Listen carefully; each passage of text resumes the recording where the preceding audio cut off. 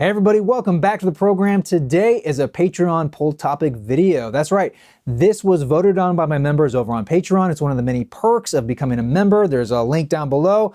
But basically, the topic that won out is tough love records, or records that are generally considered unlistenable or highly polarizing. And this is an interesting topic because the way I get into these records is kind of how I listen in general, especially if it's something that's very well known, as in the case of, like, say, Death Grips or Trout Replica. I try to have an open mind when I listen to music I haven't heard before, and even more so when it's music that is more on the art scale of things, not necessarily trying to be pretty or poppy or happy sounds, you know what I mean? So that being said, it is tough, I will admit. Initially, let's just go with Trout Replica. Initially, when I heard this album, I thought it was a practical joke. I thought it was this long running gag that everyone says it's so great, so it makes new people go and listen to it and scratch their heads and try to understand why everyone thinks it's so great. And this is something that I do with my album reviews, or really anytime I dive into an album, within the context. Like, if you learn about how this album was made and the fact that it's written to sound like it's just thrown together, it gives you another level of appreciation. And even saying that, you still might not like it, and that's totally okay. But the fact that you went through all that and you can appreciate, maybe you can't, but maybe you can appreciate the artistry that it took to make this, I think that's commendable. I like moments of it. It's a bizarre album. I'm not I wouldn't consider myself a musician, so maybe someone who's more versed in in music and writing music might get more out of it. But I think albums should sound on their own. They don't necessarily, I don't think, what I'm trying to say is, I think great albums stand on their own. I think sometimes you're on the fence, and knowing about how something came about and how it was created can give you a new appreciation and maybe another layer. I think of music a lot as in films. Like, there are, blockbuster movies that are just great to turn your mind off and just go for a ride. But then there's, like, one of my favorite films is Raging Bull. And it is a tough watch, but it is so good. And, like, if it comes on the TV, I have to finish it. Like, I can't just, like, turn away. Like, it's just so darn good. But it's not something I actively go out and watch. And it's the same thing with a lot of these tougher albums. Like, I can appreciate the artistry and the work that went into it, and, like, the context and what it means and all of that. But it's not something I want to sit down and listen to all the time. For instance, and I might rustle some feathers here, but The Wall by Pink Floyd, fantastic album. It's a masterpiece. However, how many times do I actually want to listen to the whole thing? Not that often. I mean, yes, you should listen to it as an album, but honestly, like, I'm not always in the mood to listen to music that way. You know what I mean? And that doesn't diminish its impact and its quality of work. I mean, no, not at all. But it's just like, sometimes I just want to listen to Comfortably Numb and I'm good. Like, I don't need to listen to another Brick in the Wall Part 3. So that's interesting. Like bands can create masterful albums that I absolutely love and I don't think are challenging, but I don't necessarily want to listen to them on repeat or that often. Like, maybe it's like a once a year thing or every couple of years, or it's like fun to introduce someone to it and it's an experience and you live it, and then, maybe you'll go back to it in a couple of years. That's kind of how I am. So if you haven't already noticed, this is very much personal bias when it comes to how I listen to music. Death Grips was brought up when this topic came up because I did a pick of the week years ago on this particular album, and this was an interesting experience because if I just sort of like passively listen to Death Grips. They're very abrasive. I can't get into it. But when I like really sat down and listened to it with headphones on, something about it was just very hypnotic. Like it sunk its talons into me, and I just had to keep listening. And it, like, I just wanted to finish the whole album. And it's, there's a beauty in the harshness and the brashness of it. It's just kind of indescribable in a way. And it's like, I think, and maybe this is a little dismissive, but I think it's like, you either get it or you don't. I mean, and there's nothing wrong with that. Again, there's nothing wrong with that. It's just like personal taste. Not all music is made for everybody. And Death Grips, I think it was a case of, I just had to surrender over to the album. I had to just surrender over to the music. And I really like them. Again, I don't often listen to them. And maybe it depends like what I'm doing. Like I probably would listen to them more working out versus, you know, in the evening wanting to relax, kind of a thing. And I think everyone kind of does that to a certain extent. But then there's cases of, I don't necessarily consider Frank Zappa challenging or unlistenable, but I just can't find my window into his music.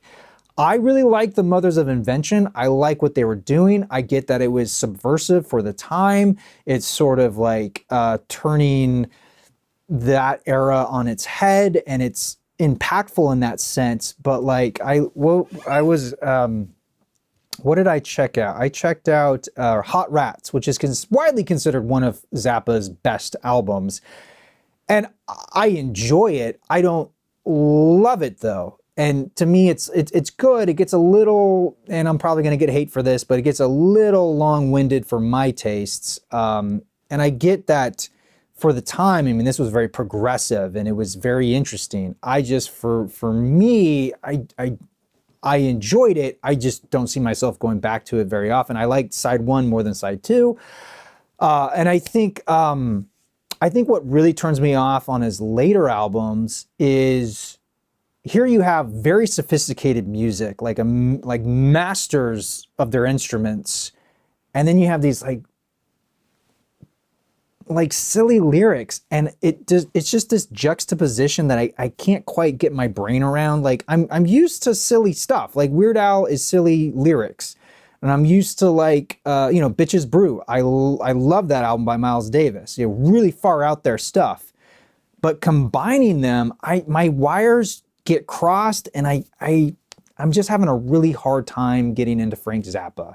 And the reason I bring all that up is because I think all of us can relate to, whoever your Zappa is, like someone, very well renowned, or, a band that's very well known, and you just can't get into them. And I think,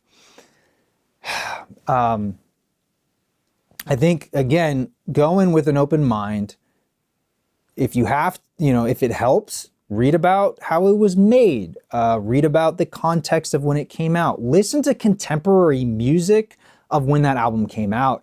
And I think that might really help sort of ground you, or maybe put you in a better space to appreciate it. Like, I really appreciate Frank Zappa and the music and the people that he inspired. It's just album for album, and there's a lot of albums to go through. He's maybe not my cup of tea. Same thing with Primus. Primus is maybe not my cup of tea. It's personal taste, and there's nothing wrong with that. But then there's other things like the Shaggs, really bizarro out there band, and yet I like it because it is so bizarre. It is like listening to not only a foreign language. I would say it's like listening to music in a different, not Western, not Eastern music, but a totally different music rule system. Like, it sounds so weird, so bizarre, and yet it all works somehow. And it's like, it could fall apart at any second. And it's just like endlessly fascinating to listen to, because it's like, what else is really like that? How did they do that on purpose? Did they do it on purpose? Like, it's just answers. There's so many questions that come up just listening to the music. Like, it's not so much a case of so bad it's good. It's just, it's the case of like so bad it's like incredibly interesting and just like, did aliens make this? Is this proof of extraterrestrials? I don't really know. But again, do I want to listen to it all the time? Not really. But I think it's really cool. Another interesting case that I thought about is Lou Reed. I really like Lou Reed. I see him as an artist. Like David Bowie to me is not just a musician, he is an artist. Same thing with Lou Reed to a certain extent in my mind. However, Metal Machine music, I don't get it. This sounds like it was just thrown together. Like I can't separate intention versus literally just recording some noise, random noise. Does that make sense?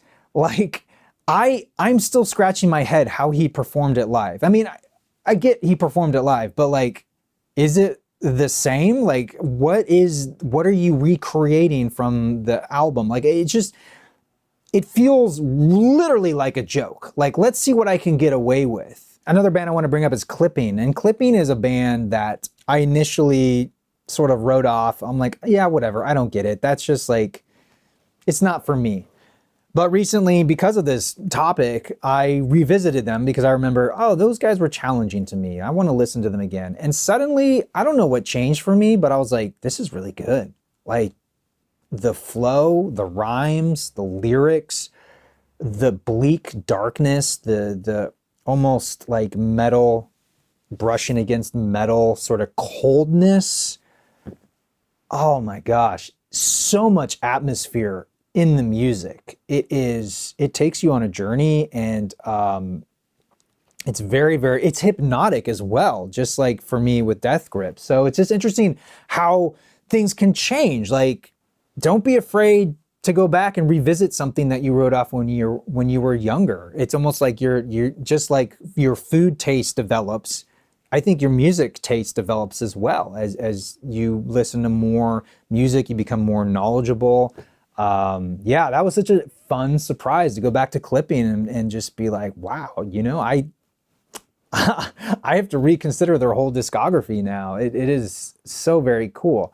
But yeah, so that's kind of the long and short of it. I look at, you know, music that is outside of the realm of pop, outside of the realm of like, pretty melodies, you know, more challenging music. I look at it more towards the art world. Like, what is it trying to say? What does it try to invoke out of me? Is it successful in bringing out a feeling? And then it also helps to look at the context. What is the artist or band trying to say?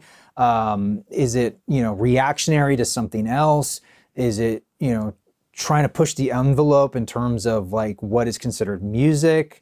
Yeah, I think all of that helps. And I think at the end of the day, I think what really matters is that you as a listener are challenging yourself. You are expanding your knowledge, and even if you don't enjoy it, you know, you can maybe appreciate something about it or appreciate how it challenged you, why you didn't like it. That's always really interesting to me. Like, especially, you know, when writing reviews, like you can, you know, just as much as you can say how much you love something, when it evokes like hatred, ooh, like a piece of music, a record, an inanimate object, someone else created it, is causing hatred in you, that is powerful. That is something that gives me goosebumps. Like my hairs are sticking up right now. So just thinking about that, like just the impact of that, like that, it to me is like the power of art. That's what keeps me listening, is that excitement, that constant exploration. You'll never hear everything. You just can't. And obviously love your favorite albums, listen to them, enjoy them, but step outside your comfort zone, explore a little bit.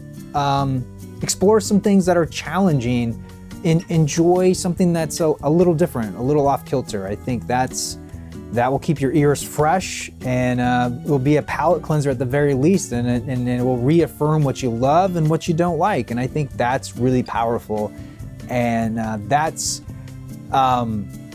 what I love about doing this channel, is it always is encouraging me to explore and to listen to things I never would have, especially when I was younger, and to reevaluate my old opinions. You know, we are always changing, our tastes change, and yeah, I think that's really exciting. So long-winded answer, but I think to sum up, I mean, I think what I enjoy about records that challenge me is that it makes me feel alive. Like it literally challenges me and like makes me question things, and it activates parts of my brain that sometimes lie dormant when I listen to stuff I know very well.